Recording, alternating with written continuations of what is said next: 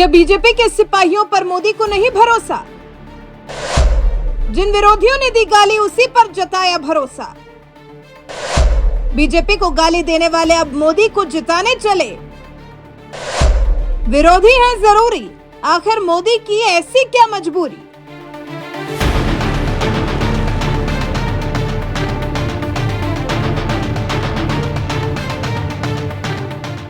मैं इस धरती से यही आह्वान करता हूं, जो देश कह रहा है, जो उत्तर प्रदेश कह रहा है, जो आजमगढ़ कह रहा है, उसी का मैं आह्वान करता हूं, अब की बार 400 पार। अब की बार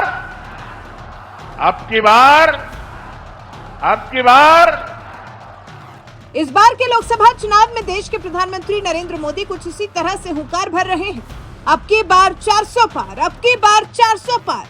लेकिन लगता है इस नारे को हकीकत में बदलने के लिए पीएम मोदी को अपनी ही पार्टी के नेताओं और कार्यकर्ताओं पर भरोसा नहीं रह गया है। इसलिए थोक के भाव में विरोधी नेताओं को बीजेपी में शामिल किया जा रहा है, वो भी ऐसे नेताओं को जो कभी मोदी और योगी को दिन रात कोसते थे। उपेंद्र कुशवाहा।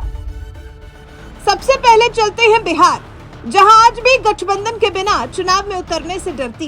इसलिए सीएम नीतीश कुमार जैसे नेता भले ही बीजेपी पर थूक कर चले जाएं, लेकिन इसके बावजूद बीजेपी उनके लिए पलक पावड़े बिछाई रहती है। कुछ ऐसे ही नेता हैं उपेंद्र कुशवाहा, जिन्हें पीएम मोदी ने अपने पहले कार्यकाल में केंद्रीय मंत्री भी बनाया था। लेकिन साल 2018 आते आते उपेंद्र कुशवाहा को यह एहसास हुआ कि मोदी सरकार बिहार के साथ न्याय नहीं कर रही है, इसीलिए उन्होंने एनडीए का साथ छोड़ दिया और 2019 के लोकसभा चुनाव से पहले ही लालू की पार्टी से गठबंधन कर लिया। आरजेडी से हाथ मिलाते ही उपेंद्र कुशवाहा बयान देने लगे। आज जनता के करोड़ों अरबों रुपए लेकर लोग विदेश से भाग गए और चौकीदार कुछ नहीं कर सका। भाजपा के लोग अमीरों की चौकीदारी कर रहे हैं। बीजेपी की चौकीदारी गरीबों के लिए नहीं है, उनके नेता अमीरों के लिए चौकीदारी करते हैं। बीजेपी की चौकीदारी में गरीबों की नौकरियों पर डाका डाला जा रहा है।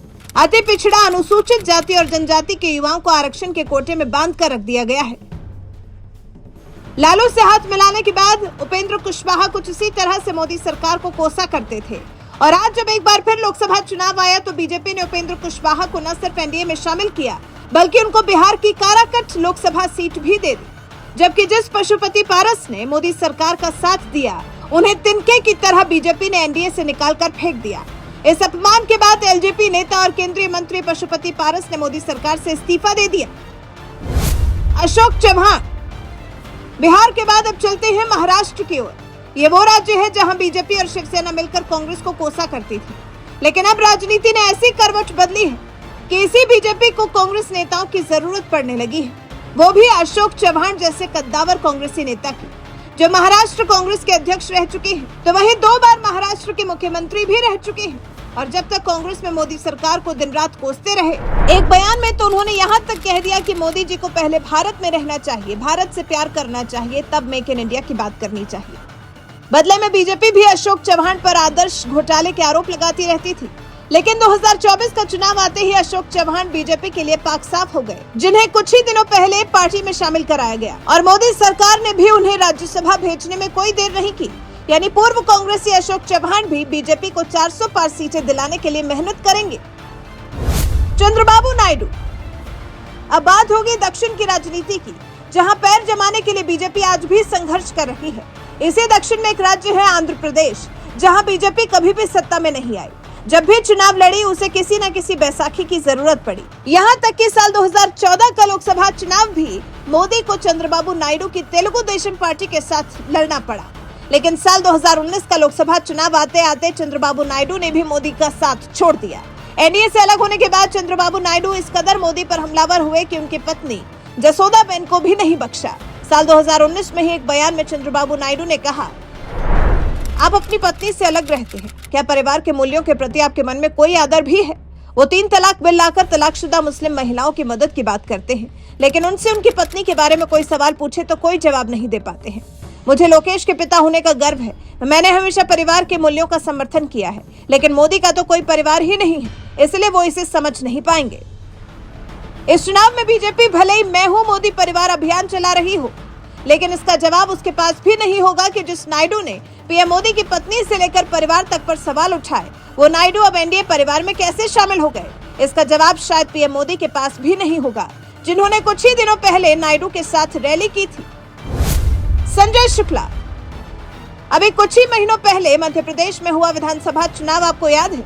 इस चुनाव में हमेशा की तरह एक बार फिर बीजेपी और कांग्रेस के बीच जबरदस्त टक्कर थी और जब चुनावी नतीजे आए तो बीजेपी ने जहां प्रचंड बहुमत के साथ सत्ता हासिल की, तो वहीं बीजेपी के कद्दावर नेता कैलाश विजयवर्गीय की जीत की भी खूब चर्चा हुई थी, क्योंकि उनका मुकाबला इंदौर विधानसभा सीट से चुनाव लड़ रहे तत्कालीन कांग्रेस विधायक संजय शुक्ला से था, जिन्होंने चुनाव के दौरान कहा था, भाजपा ने 1 नंबर में गुंडों की फौज उतार दी है। मेरा मुकाबला गुंडों से है और क्षेत्र की जनता जानती है कि कौन उनका बेटा है और कौन गुंडा है। मैंने 5 साल इस क्षेत्र में विधायक रहकर बेटा बनकर काम किया है। कोरोना काल हो या कोई भी मुश्किल घड़ी में मैं और मेरा परिवार क्षेत्र की जनता के साथ दिन रात खड़ा रहा। प्रधानमंत्री नरेंद्र मोदी को मेरी विधानसभा में कैलाश विजयवर्गीय के लिए रैली करने आना पड़ा।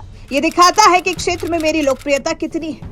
भाजपा को इस बात का एहसास हो चुका है कि वो क्षेत्र से हार रही है। खुद भाजपा ने अपने राष्ट्रीय महासचिव को मेरे क्षेत्र से चुनाव लड़वाया और अब खुद प्रधानमंत्री मेरे क्षेत्र में रैली करने आ रहे हैं। संजय शुक्ला का ये बयान बता रहा है कि उन्होंने बीजेपी मोदी को भी कोसने में कोई कोर कसर नहीं छोड़ी और अब यही संजय शुक्ला बीजेपी की सबसे बड़ी जरूरत बन गए हैं। कांग्रेस के करोड़पति नेताओं में शामिल संजय शुक्ला को भी बीजेपी ने लोकसभा चुनाव से पहले पार्टी में शामिल कर लिया। इस दौरान खुद बीजेपी विधायक कैलाश विजयवर्गीय ने कहा था, अब तक तेरी गालियां सुनी, आज तुझे पार्टी में लेना पड़ रहा है। कैलाश विजयवर्गीय जी से निवेदन है, उन्हें आजीवन पहला माननीय प्रदेशाध्यक्ष जी से निवेदन है, माननीय मुख्यमंत्री जी से निवेदन है कि साले तेरी गाली सुनी और तेरे को ले रहा हूँ भाई आपका बच्चा लीजिए पूर्व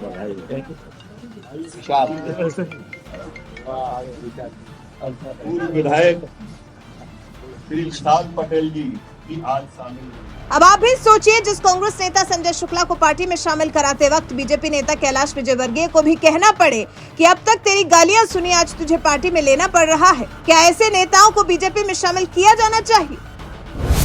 ओम प्रकाश राजभर। अब चलते हैं उत्तर प्रदेश की ओर, जहां भगवाधारी योगी आदित्यनाथ सत्ता संभाल रहे हैं, जिनके दम पर बीजेपी ने साल 2022 के विधानसभा चुनाव में प्रचंड बहुमत के साथ सत्ता हासिल की थी, जो बता रहा है कि यूपी में बीजेपी का क्या भौकाल है। लेकिन इसके बावजूद लगता है बीजेपी को अपने ही नेता मोदी और योगी पर भरोसा नहीं रह गया है कि वो पार्टी को जीत दिला सके। इसलिए जिस सुभाषपा पार्टी के अध्यक्ष ओम प्रकाश राजभर ने 2022 के यूपी चुनाव में सरेआम सीएम योगी को ललकारते हुए कहा था कि योगी बाबा को लखनऊ की गद्दी से उठाकर वहां पहुंचाऊंगा जहां भीख मांगने की ट्रेनिंग दी जाती है। योगी बाबा जो पहले हुए इस कदम में ताली हम कुछ नहीं करूंगा, लेकिन योगी बाबा जी आपको लखनऊ की गद्दी से उठाकर वहां पहुंचाऊंगा जहां भीख मांगने की ट्रेनिंग दी जाती है। अखिलेश यादव की सपा के साथ मिलकर चुनाव लड़ने वाले ओम प्रकाश राजभर इसी तरह से सीधे योगी पर हमला बोला करते थे। उस वक्त तो ये कहा गया कि कुछ भी हो जाए बीजेपी उन्हें दोबारा गठबंधन में नहीं लेगी, लेकिन 2024 का लोकसभा चुनाव आते ही बीजेपी ने ओम प्रकाश राजभर की पार्टी को भी एनडीए में शामिल कर लिया और खुद सीएम योगी को उन्हें एक बार फिर अपनी सरकार में मंत्री बनाना पड़ गया। इससे पहले भी 2017 की बीजेपी सरकार में सीएम योगी ने उन्हें मंत्री बनाया था, लेकिन राजभर बीजेपी का साथ छोड़कर चले गए थे और अब एक बार फिर राजभर की एनडीए में वापसी हो गई है। ये तो सिर्फ 5 नेताओं की ही लिस्ट है। ऐसे कई और नेता हैं जो कभी मोदी सरकार को कोसा करते थे और अब बीजेपी एक एक कर उन सभी नेताओं को पार्टी में शामिल कर रही है। बीजेपी के इस कदम पर आपका क्या कुछ कहना है? अपनी राय हमें कमेंट कर जरूर बताएं।